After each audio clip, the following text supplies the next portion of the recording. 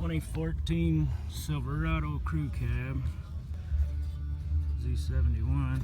Always wondered why they're doing a stereo in it and removing the back seats. Always wondered why the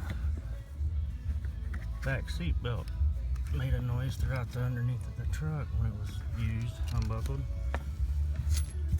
Right there, that bolt. Look at that. That's how good it was in there.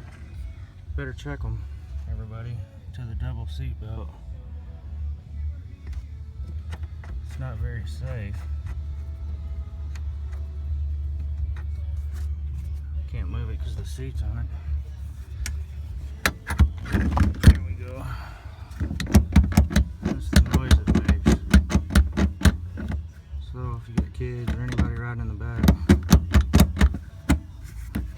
I put a socket on that and went to loosen it, and look, I thought it was holding the seat and it was already like that loose, finger tight, barely, not even. So keep an eye out.